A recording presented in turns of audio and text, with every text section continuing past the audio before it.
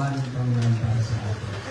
So, ngayon po ay dadako na po tayo sa pakikinig ng salita ng Diyos. Let us prepare ourselves sa pakikinig for us to understand. Medyo mabigat ng onting topic because it's the doctrine of election.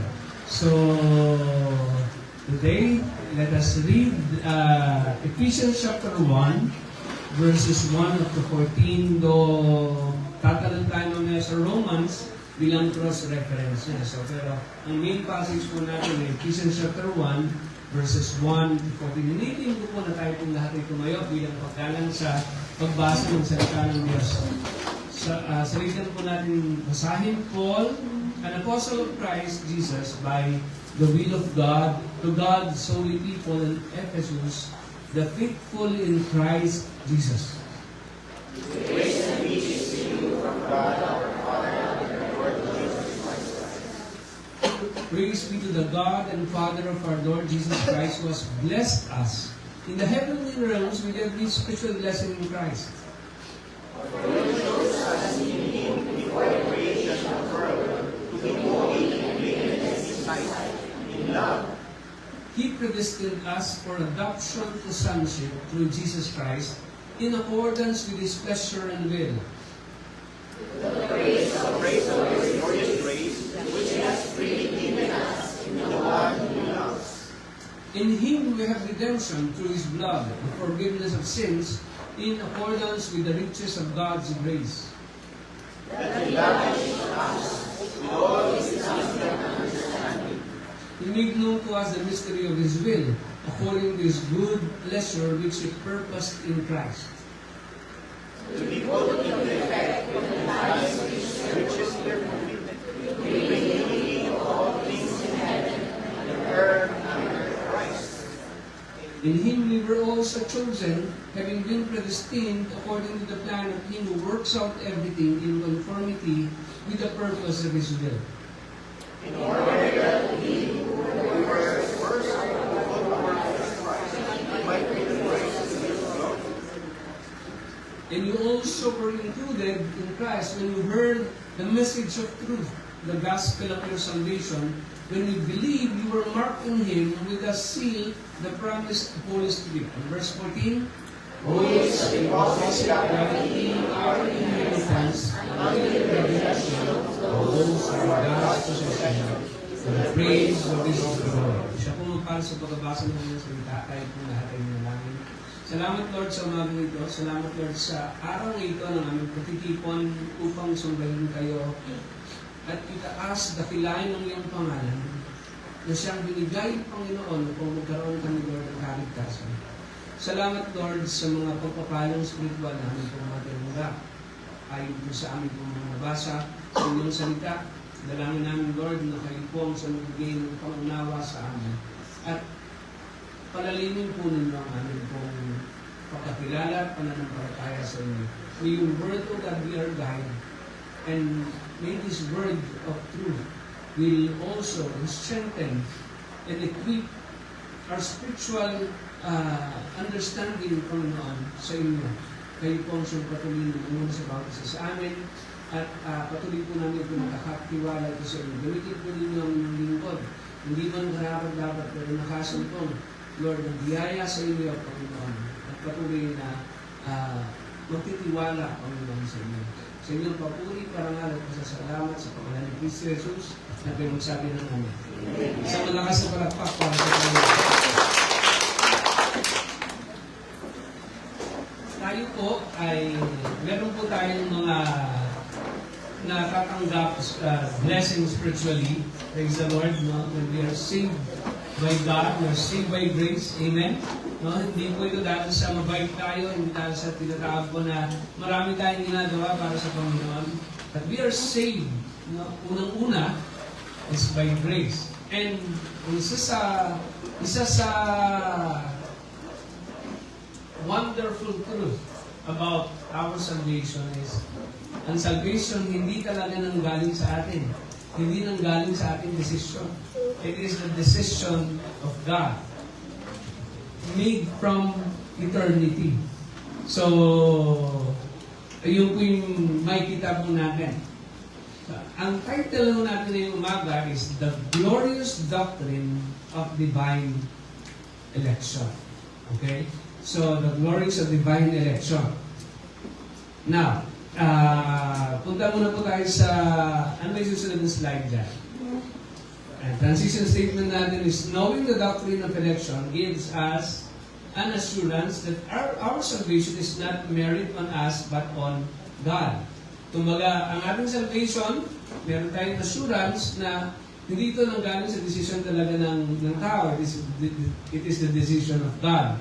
So, marahil sa atin is marami tayong tanong na mabubuo sa ating mga isipan. Actually po, meron pong nag-message sa akin nung nasaraang linggo, ask me about the doctrine of election and predestination. Sabi niya, Pastor, hindi ko matanggap ang doctrine ng election and predestination. Dahil pakiramdam ko hindi siya fair. Okay? Hindi siya fair. Kumbaga, sabi niya, why would God choose, ito po yung ganyang question, hindi ko lang po nilagay dyan. Why would God choose some people to go to heaven and some people to go to hell? Kung siya may desisyon. Reading ko bakit pipili ang Diyos ng ilang tao na mapunta ng langit at ang iba ay pupunta ng hell? Kung ang ating tinatawag na pagkakilala ay tinatawag po na doon sa belief ng doctrine of election. It is unfair. Tama?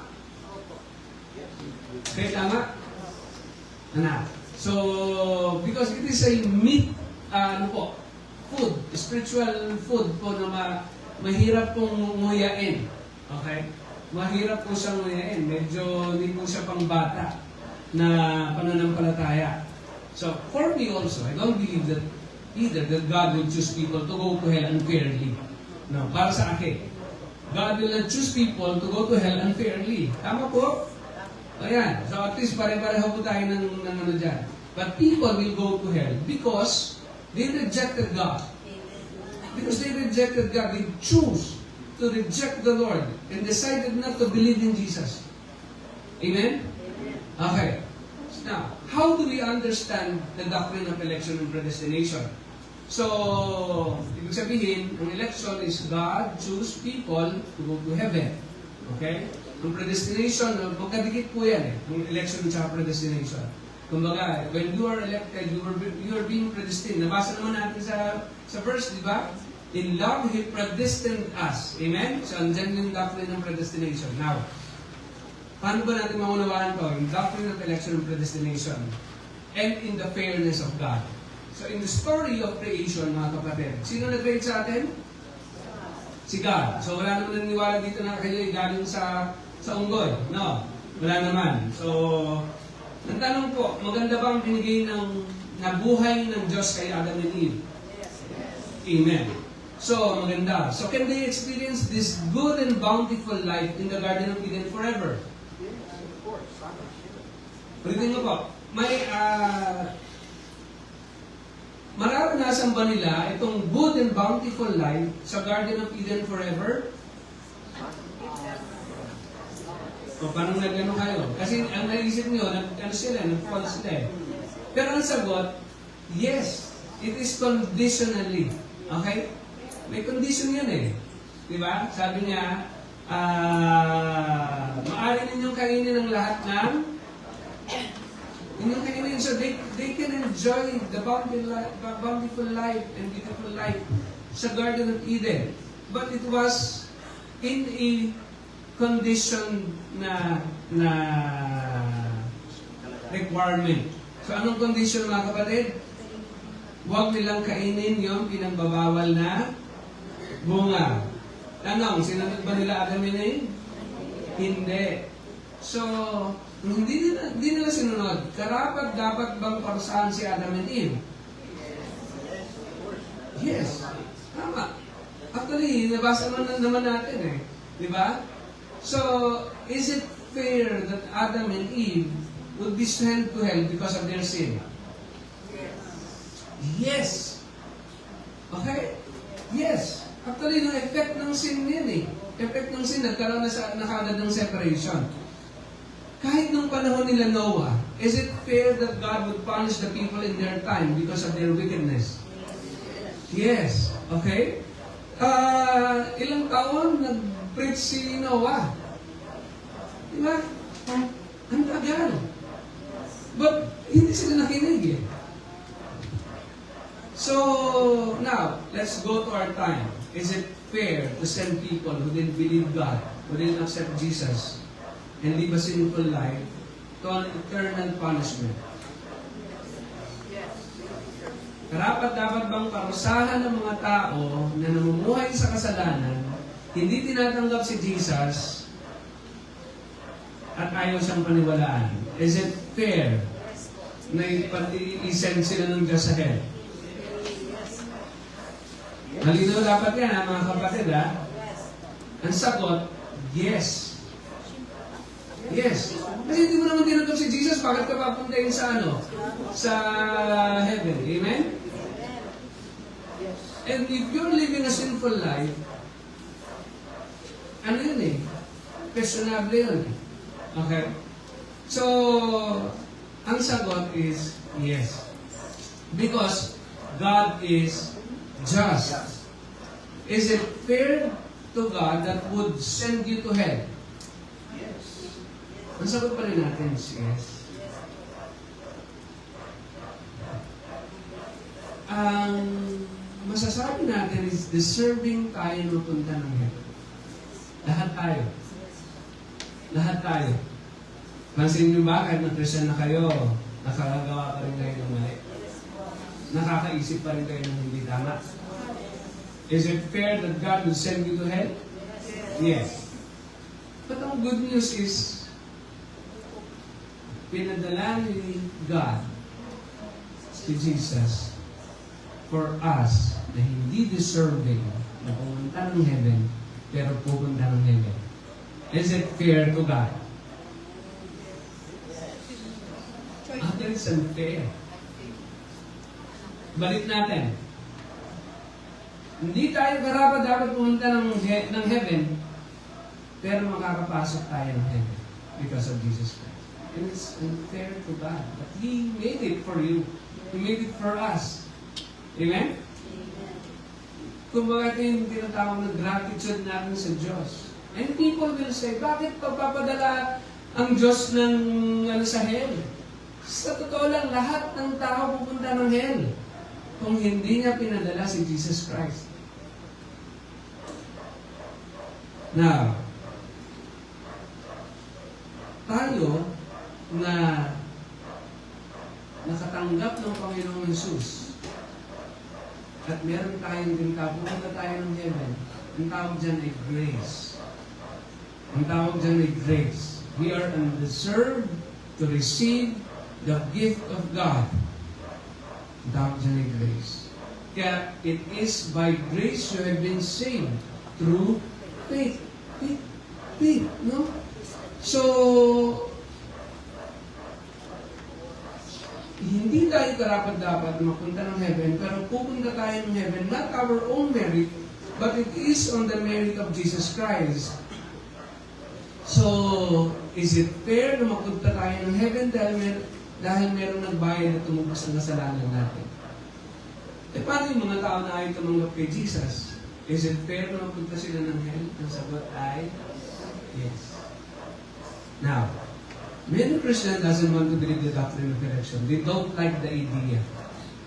Actually, galit sila sa ng Calvinism because it is the doctrine of Calvin. No. It is the doctrine biblically. Yung mababasa naman natin yan eh. Diba sa Baling John chapter 3:16, for God so loved the world. Yes. Mahal naman talaga ng Diyos ang tao. Ano po? But meron din ang tao, but whosoever believeth in Him shall not perish, but have everlasting. Means whosoever, sila yung tinatawag na elected, o mga elect, mga pinili ng Panginoon. At now, ang election at predestination ay halos magkaugnay na topic. Si Calvin po reinforced concept. At So for us to understand pa, tingnan natin yung definition ayon sa monergism.com, says God chose particular people to be saved. Then, Jesus says, ano sabi ni Jesus? You did not choose me, but I chose you. So, hindi daw tayo pumili talaga sa Diyos. Si God, si Jesus Christ mismo, ang pumili sa atin. Now, next slide please. So, God's election is a result of His foreknowledge of individuals and predestination of some of them to eternal life. God foreknew individuals unconditionally. Yeah. So, ang doctrine po ng election is a result of the foreknowledge of God. At ano po? Kumbaga, because God is all-knowing, alam po niya, at tayo po, when you read Psalm 139, sabi doon is, nandito pa lang tayo sa loob ng ating sinapupunan ng ating ina, is kilala na tayo ng Diyos. Actually, sa passage natin, before the foundation of the world, tayo po ay nasa isip na ng Diyos. Reading nyo ba, nakita na ng Diyos. But, ito pang maganda doon. Hindi po ito nakadepende sa performance po ng tao. It is unconditional. Okay? Unconditional. Ang pagpili ng Diyos sa atin is hindi dahil sa nakita ng Diyos na mabait ka. Hindi dahil sa nakita ng Diyos na ikaw ay magsiserve sa Kanya. Pero nakita ng Diyos, ikaw mismo unconditional. Okay? Doon ako, naniwala ko na nakita ng Diyos, you would respond in faith. Okay? You will respond in faith. So, it is not based on the performance of man, but it is based on the sovereign grace of God. It is His own decision. So, ang Diyos, hindi po nagkamali sa inyo, mga kapatid. Alam ng Diyos ang ating mga kahinaan. Alam ng Diyos ang ating mga pinagagawang kabalbalan ng lapas. Pero still, kasama ka sa pinili ng Diyos. Nakita ng Diyos yung respond. And it is His own decision. So, kung babasihan natin ang authority ng Diyos, may karapatan ba siya na magdesisyon para sa tao?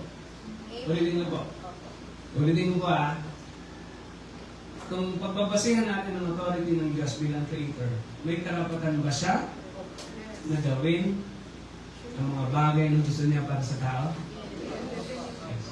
Yun actually po ang foundation natin. Nakatingin tayo sa God as Creator, kahit na anong gawin niya, wala po hindi tayo pwedeng magreklamo. Romans chapter 9, verse 20. Nakalagay doon. Romans 8:28-29 muna. Verse 20, and we know that God causes all things to work together for good to those who love God, to those who are called according to His purpose. So ang Diyos ay kumikilos para sa kabutihan ng Kanyang mga taong nagmamahal sa Kanya. So verse 29, for those whom He foreknew, yung alam ng Diyos, kilala ng Diyos, He also predestined to become conformed to the image of His Son. Naalala niyo po, kayo po ay image bearer ng God. Amen? So, conform to the image of His Son so that He would be the firstborn among many brothers and sisters. Next slide. Romans 8 chapter 30. And this, whom He predestined, He also called. Yung kanyang nasa isip, tatawagin niya. And those whom He called, He also, yung tinawag niya, He also justified. Ano ibig sabihin ng justified? Patatawarin sa lahat ng mga kasalanan. Aariing ganap. Pag sabi kong justified. We were being made righteous in His sight. And this whom He justified, itong ginawa ng righteous, He also glorified. Yan yung life natin, magiging life natin in eternity, in eternal life. Okay? Hindi ba ba kayo? Yan. Medyo maano po yung usapin ito mga kapatid. So, Romans chapter 9, verse 11. But who are you, a human being, to talk back to God? Shall what is formed to say to the one who formed it, why did you make me like this? Meron daw bang right ang isang tawag nun? Yung claim na magreklamo kung bakit siya gagawing kung anumang produkto. Meron daw ba siyang karapatan? It's the same mga kapatid. Wala tayong right to talk back to God. It is His own right. It is His own decision. So, ang sa atin is, magpapasalamat na lang tayo sa Diyos. Kasi tayo po ay pinili ng Panginoon. Sabi doon, sige papiya, does not, sabi doon, in order, muna Pia, tapos ako tayo sa last verse, sa nakarang verse. In Romans 9, yan. So God is going to say to the one who formed me, why did you make me like this? Does not the potter have the right to make out of the same lump of clay some pottery for special purpose and some for common use? So wala tayong right na magreklamo sa Diyos. Next slide.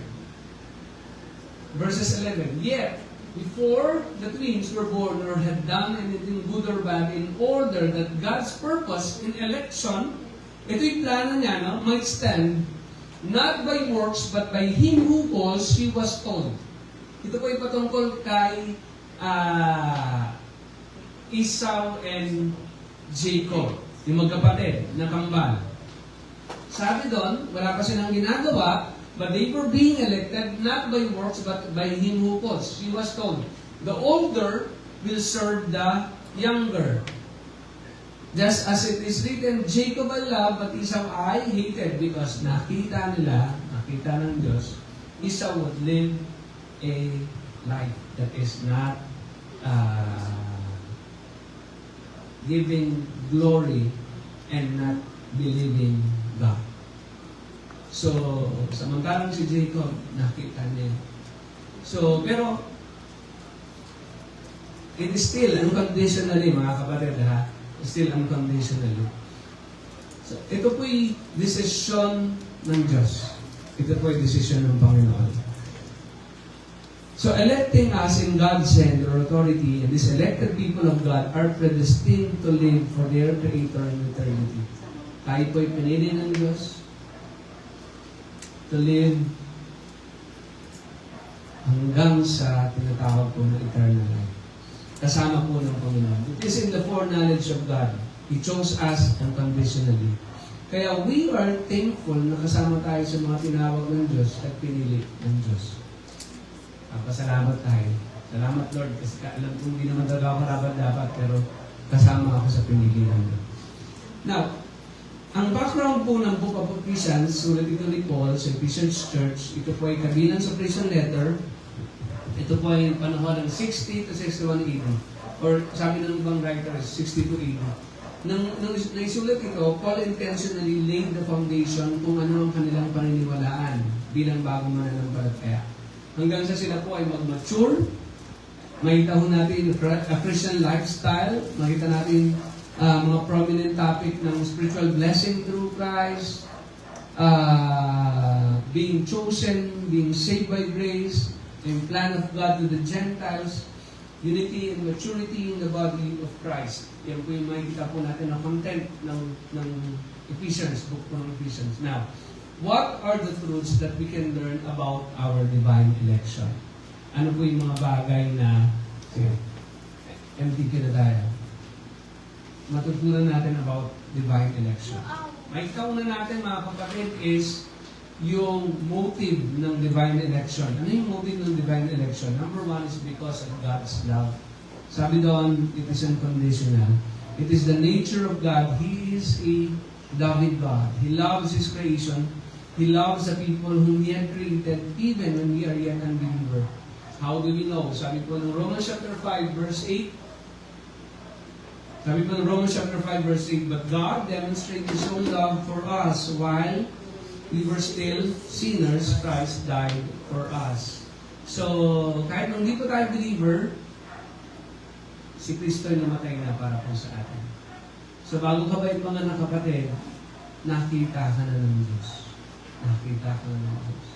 Whether may mga time na parang accidental ka lang na napunta, no, na hindi mo naman gusto mag-church, pero dahil kakakulit ng kaibigan mo, ng mag-anak mo, ng magulang mo, ng kapatid mo, then when you come to the church, then the Lord had called you, narinig mo yung tinig ng Diyos.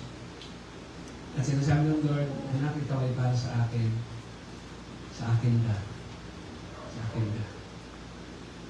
So, it is by the love of God. Sabi ng Ephesians chapter 5, in love, He predestined us to be adopted to be His children. Mga kapatid, hindi tayo talaga people of God. Tinitingnan natin because we are not Israelites eh. Ang salvation galing sa Israel eh. Pero hindi tayo Israelites. Pero ang tawag sa atin ay spiritual Israelites. Kahit na hindi tayo Israelites, nasa isip ka ng Diyos. Pwede mo, kahit na hindi tayo Israelites, nasa isip ka ng Diyos noon pamana. Part of His plan. We are included to His children. We are adopted, and the reason is God loves us. Dahil sa pagmamahal ng Diyos. Yung po yun, dahil sa pagmamahal. Meron tayong sa dahil sa pag-ibig. Di ba? Minalang ng mga bata yun na yun. Pero dahil sa pag-ibig, naging Christian. Amen? Dahil sa pag-ibig ng Diyos, naging mananampalataya at kasunod ako ni Kristo. Desisyon yan ng Diyos na mahalin ka. Bago ka pa magdesisyon na mahalin ng Diyos, una ka na niyang minahal. Ulitin ko po, bago ka magdesisyon na mahalin ng Diyos, una ka na niyang minahal. At ikaw ay nasa kanyang isip. Parang love song yun, di ba? Yung mga lyrics na yun. Una ka na niyang minahal. May basta movie ata yun ha. Pero ganun yun to. Una ka na niyang minahal. At nasa isip ka ng Diyos. Another motive of divine election is God's pleasure. So God's love, God's pleasure. In accordance with His pleasure and will. In accordance with His pleasure and will. So, to the praise of His glorious grace which He has freely given us in the one He loves. It is God's pleasure kapag merong isang tao nakaka-realize ng kanyang sin, ng kanyang need for God. It is the pleasure of the Lord. Once na na-realize mo yung need mo, na kailangan mo ang Diyos, it is for the pleasure of God. When someone surrender this life to the Lord, it is the pleasure of God. Kaya every time na makakita tayo ng mga tao na nakaka-realize ng kanyang sin, it is for the pleasure and His will. Kapag ang isang tao ay nag-surrender ng kanyang buhay, it is the pleasure and His will. Sabi doon sa verse 8, that He lavished on us with all wisdom and understanding. Mga kapatid, imposible nating maunawaan ang kalooban ng Diyos unless na kumilos ang Panginoon sa atin. Sabi doon, He lavished on us with all wisdom and understanding. Dati, hindi natin alam na masama magmura. Simple lang ha, mga kapatid. Hindi natin naunawaan yan. Ang alam lang natin, common lang yan. Kala natin common lang magsinungaling. Kala natin common lang mandaya. That is the mentality of the unbeliever na spiritually dead. But tayo, na mayroong tinatawag na regeneration experience from God, na buhay tayo ulit. Binuhay tayo ng Diyos spiritually, na unawaan natin na kailangan natin ng Diyos. Ako natutuwa ako pag nakakapanood ako ng Muslim. Kasi matindi dahil indoctrination ng Muslim. Pero when they realize their need who Jesus is, na kailangan nilang tanggapin si Jesus Christ bilang Panginoon at Panginoon sa kanilang buhay. At ginagamit sila ng Panginoon to share the gospel to their fellow Muslim. So, it is a pleasure of God. He made known to us the mystery of His will according to His good pleasure. Pag-iisipin ko po yung bagay nito, ako po yung namamangha sa Diyos dahil alam ko po sa sarili ko na hindi ako karapat-dapat. Tayo ba karapat-dapat ba na piliin ng Diyos? Kung hindi tayo karapat-dapat, bakit tayo nandito? Di ba? Bakit natin naunawaan ang mensahe ng Panginoon? Bakit naunawaan natin kung ano mga kalooban ng Diyos? Bakit tayo nagkakaroon ng realization sa ating mga maling nagagawa? Because it is through the love of God, and it's also a pleasure of God and His will. Kasiyahan niya na makita niya na tayo po'y nananampalataya, nagtitiwala at sumusunod sa Kanya. That is His pleasure. When we are communing ourselves to Him, when we are having intimacy with Him, it is the pleasure of God. Natutuwa ang Diyos kapag naaalala mo na dapat kang pray. Natutuwa ang Diyos kapag nare-realize mo na dapat kang magbasa ng Bible. Natutuwa ang Diyos kapag nagsishare ka ng Word of God sa mga kasamahan mo. It is the pleasure in His will. Ikatlo, the motive po ng divine election is for God's purpose. Sabi doon, which He purposed in Christ to be put into effect when the time reach their fulfillment. Meron pong tinatawag sa theology ng effectual calling na merong time ang Diyos sa buhay ng isang tao na maniniwala siya. Ang tawag dyan is the effectual calling. May mga time sa buhay mo natin mga kapatid na tagal tayong niyayaya. Hey, attend ka! Attend ka sa church. Attend ka ng Bible study. Hindi tayo nag-respond because that is not your time. Pero darating yung time, mahuunawaan mo ang lahat ng bagay. At ipapaunawa sa iyo ng Diyos ang mga nais mong malaman at maintindihan. For you to give glory to God. Amen? It is God's purpose. Nilayan ng Diyos na ang lahat ng sa Kanya ay magiging isa. Sabi na to bring unity to all things in heaven and on earth under Christ. So, nilayan ng Diyos na magiging isa. Mapahudyo man, Gentiles man, Greeks man, American man, Korean man, German, Russian, at ang buong mundo ay mananampalataya. No? Iba't ibang lahi mananampalataya kay Kristo. At itatanyag ang pangalan ng Panginoong Hesus sa buong sanlibutan. Ang lahat, even ang nasa kalangitan, ng mga angels, hanggang sa kalupaan, ay pag-iisahin ng Diyos pamamagitan ni Kristo. It is God's purpose. So, papasalamat tayo sa Diyos kasi kasama tayo doon sa pinili ng Panginoon. Ikalawang bagay mga kapatid, the main impact of divine election, the praise of God's glory. Ang impact po ng divine election is to the praise of God's glory. Kapurihan po ng Diyos. Sabi po ng verse 6, to the praise of His glorious grace. Then, in order that we who were the first to put our hope in Christ might be for the praise of His glory. Ang tinutukoy po nila Apostle Paul ay mga early believers that time. So, sabi who were the first to put our hope in Christ might be for the praise of His glory. Ngayon, tayo po na nampalataya kay Kristo, it is for the praise of His glory. When we pag ipinasa na po natin sa susunod na generation, it is the praise for God's glory. Kaya hindi po tayo hihinto nasasamba sa Diyos. Amen? Hindi po tayo hihinto. Magpapatuloy po tayo hanggang sa darating po na generation. It is the praise for God's glory. Verse 14, the redemption of those who are God's possession, yun sa Diyos, to the praise of His glory. Ang magiging bunga ng mga Kristiyanong ito, to the praise of God's glory. Amen? Yan po yung impact po ng divine election. And ikalawa,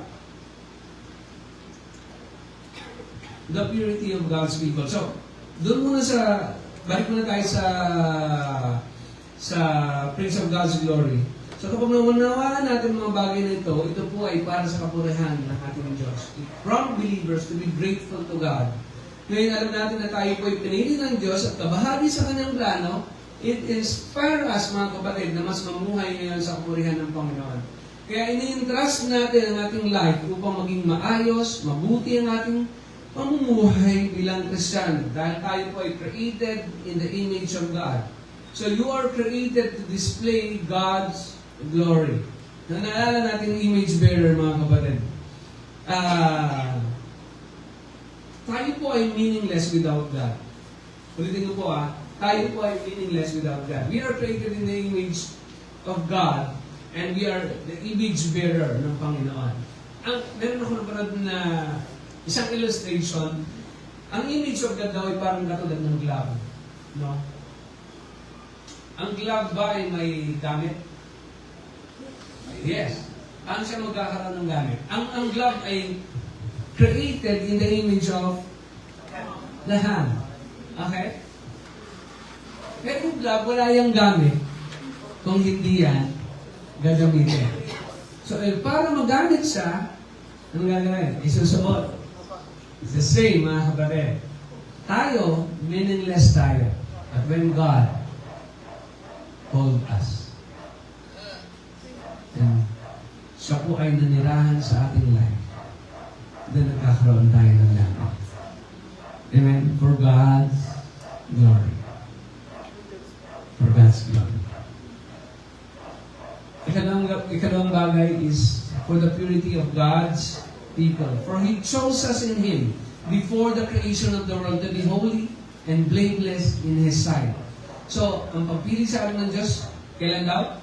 Before the foundation of the world. To be holy. Noon pa, pinili ka na ng Diyos para maging holy and blameless. Teka, pastorin, posible tayo para akong maging holy and blameless. Kasi alam ko naman na mga time na hindi ko talaga na it is the work of Christ. When you accepted the Lord Jesus Christ, the righteousness of Jesus Christ for being imputed to you. Inilagay ng Diyos yung righteousness ni Kristo. Kaya every time na tinitingnan ka ng Diyos, ang tingin sa'yo ng Diyos ay holy and blameless. Yan po yung ginawa ni Christ para sa atin. That's the work of Christ sa atin. So we are sanctified positionally. Okay? Tayo po ay holy positionally. But we are also holy or sanctified progressively. Progressively kasi may sa mga unang panahon na tayo po yung mga Christian, tayo po ay madali pang matisod, tayo pa ay nagmumura, tayo pa ay magsisinungaling, tayo pa ay marami pa tayong mga bagay po na nagagawa. But we are saved. Okay? Salamat sa Diyos. Because not by works. Pero habang tayo po ay lumalakad dahil sa ating pagkakilala po na nampalataya sa Diyos, tayo po ay nililinis ng Diyos. Sanctified progressive. Tinuturuan tayo ng Diyos na magtiwala sa Kanya. Kasi may mga tayo nagtatampo tayo sa Kanya. Bakit naman ganun, Lord? Mabait naman ako. Nangyayon ako nag-aatin ng church. Nagbibigay ako ng tithes. Pero pag napipray ako, hindi mo ako sinasagot. Wala na naman pag may mga tayo nagaganon tayo sa ano. Tingnan mo nga ito, Lord. Ito nga, dyan ang absent to. Nagko-compare pa tayo, di ba? Pero tingnan mo, ganda ng buhay niya, Kasi marami pang tinutulong sa atin. No? So, positionally, we are holy in blameless, but we are also, yun yung part na may part tayo sa sanctification. Dati, tama tayo magbasa ng Bible, ginagawa natin taga-sleeping natin matutulog na ako, magbasa mo na akong Bible. Pero ngayon, nagbabasa ka na for you to learn. Amen? So, yan yung mga tinatawag mo na pinipurify tayo ng Diyos. Okay? Dati pag meron nagre-react na parang sinagdadahan tayo o yan tayo. Di ba? Tumataarap din yung mata natin. Pero along the way, the Lord is teaching us to accept the people of God. Amen? To accept and magkaroon ng mahabang pasensya. And to control. Yan yung mga sanctification sa atin ng Diyos. So,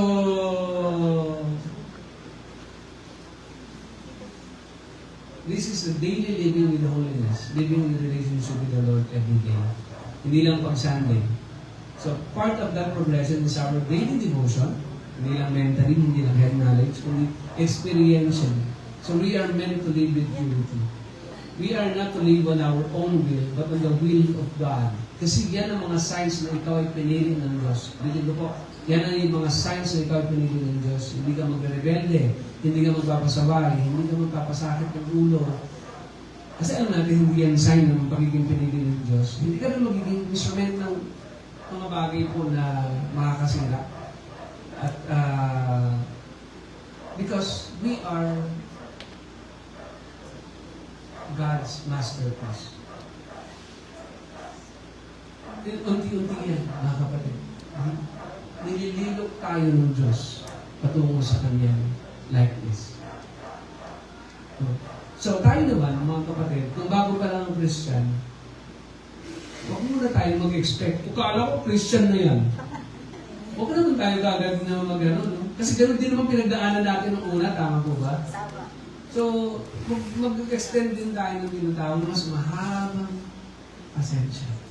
Lalo na sa loob ng church. Amen? Lalo na sa loob ng church. Meron isang pamilya na nakilala sila sa community na mahusay sila sa pag-awit, pagtutog. So, kadalasan, kinukuha sila na mag-perform sa mga event sa kanilang community. So, kapag kailangan ng mga manunugtog, mga awit, sila yung tinatawag. Kasi alam na kilala sila sa gano'n. Now, meron dumating na galing sa ibang bayan na nagpapakilala na siya ay kasama sa pamilya ng mga awit na yun, ng mga musicians na yun. At dahil nagpakilala siya, sila ay kinuha na tumugtog sa isang event. Kasama niya ang kanyang grupo. Ngunit nang sila ay tumugtog at mawit, marami ang nadismayahan dahil sa maraming mali ang nagawa ng grupong ito habang sila ay nagpa-perform.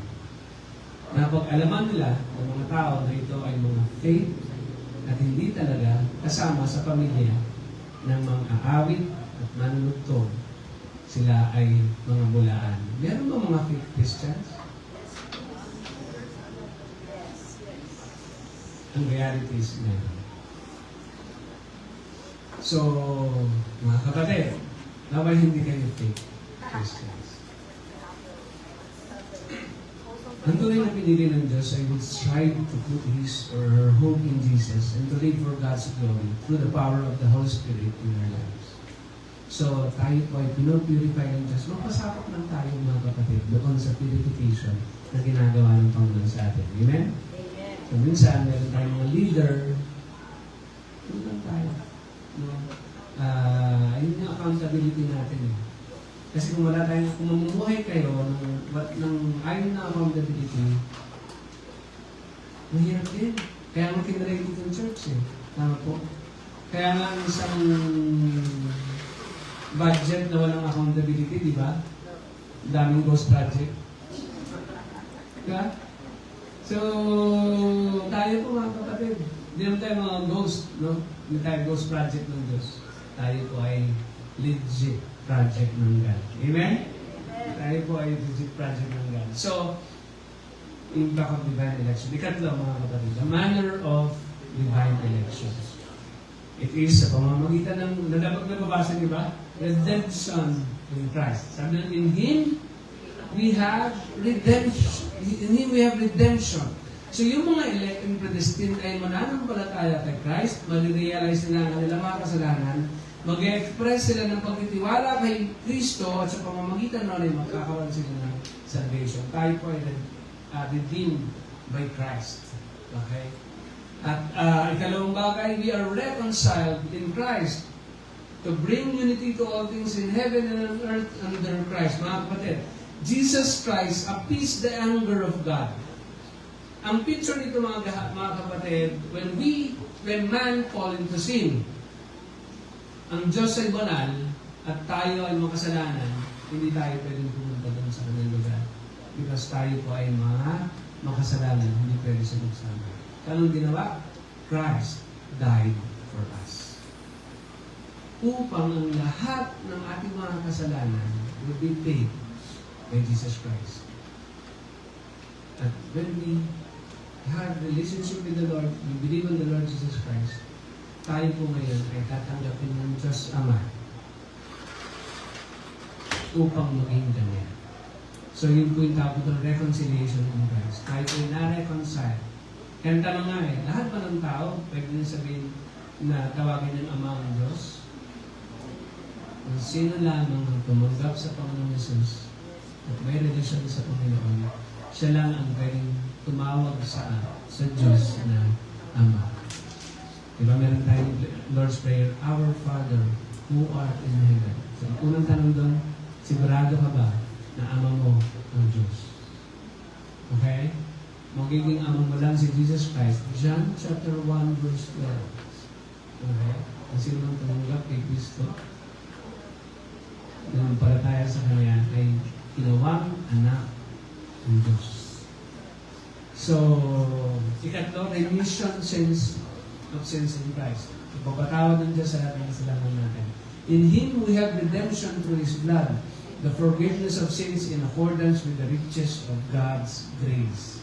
So, it is the riches of God's grace. So, tinubos tayo ni Kristo at ang kanyang pinambayad ng kanyang sariling buhay, ang dugo ang naging kabayaran upang magkaroon tayo ng kapatawaran ng ating pong mga kasalanan.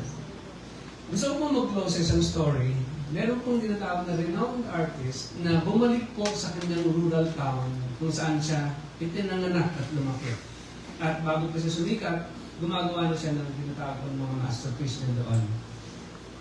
Napadako po siya sa isang old shop o antique shop. At meron siyang nakita na isang painting na pamilyar sa kanya. At nung kanyang nilapitan, ay napagtanto niya na ito yung nawawalang painting na ginawa niya. So, ang tanong, at ito po ay isa sa kanyang masterpiece. Ang tanong, pwede ba niyang sabihin, uy, akin to ah. Kukunin ko to, akin to. Pwede ba niyang gawin yan? Anong dapat niyang gawin? Ang kanyang ginawa, mga kapatid, ay kailangan niyang bayaran ang kanya. Pwede nga po, kailangan niyang bayaran yung ginawa niya. Para makuha niya yun. Para, kasi ang tsura ng painting, madumi na, puro scratch na, may sira na yung frame. So, para maibalik niya sa dati, kailangan niya itong munang bayaran para malinis, ma-repair, at ma-reframe. Yan ang ginawa ng Christ sa ating mga kapatid. Tayo po ay madumi. Tayo po ay wala sa hulog. Tayo po ay puno ng kasalanan at puno ng kalikuan. But when Christ died for us, yan po yung ginawa niya para sa atin. Pinayaran niya lahat ng ating po mga kasalanan that we may be accepted in His Father, sa kanyang Ama, upang tayo po in eternity makasama natin ng Diyos habang buhay. Amen? Buhay na walang hanggan. Today, mga kapatid, let us remember what Christ had done for us. Ito yung essence nito, mga kapatid. Ang body at ang wine na iniinom natin ay simbolo ng katawan at dugo ni Kristo. Pinambayad niya yun para sa atin. Mga kapatid, ang ating conclusion ng mga pinag-aralan natin. Next slide, please. So, tatlong bagay. Makita natin motive of God's election, makita natin impact of God's election, and the manner of God's election. Let us apply. So be grateful in knowing that God included you to one of His elects through His love, pleasure, and purpose. Be grateful, mga kapatid. Ikalawa, let us live with purity, holiness, for the praise of His glory. Tayo po'y mamuhay para sa kapurihan ng Panginoon. Let us also celebrate our relationship with God every day through the works of Jesus from the beginning of time to the cross and for His eternal reign. Ang Diyos din po ay naghahari sa atin, but ang kanyang paghahari ay hindi lang dito, for eternal. Today, sama-sama tayo mag-celebrate. To eat and drink, to work ng Panginoon para sa atin. Are you grateful? Mga kapatid, we should be grateful always. Huwag kang mag-visit sa buhay, mga kapatid, ha? Kahit alam natin na maraming nakaka-visit. Let us always be grateful. Lagi tayo nakatingin sa Diyos. Alam niya ang life natin. Trust Him. Amen? Today, let us be grateful. Ask the Lord today, kung meron ka nakitang mali sa life mo na nagawa mo sa ngayon, you confess it to God. Sabi, Lord, patawarin ko ako. Hindi pala ako nagtitiwala sa iyo. Hindi pala ako nanampalataya sa iyo ng lubusan. And ayaw kong ibigay yung life ko sa iyo. So, today, kung meron ka dapat surrender mo ngayon, bago tayo kumain ng simbolo ng body and blood of the Lord Jesus Christ. Tayo po lahat ay manalangin. Let's pray. Salamat.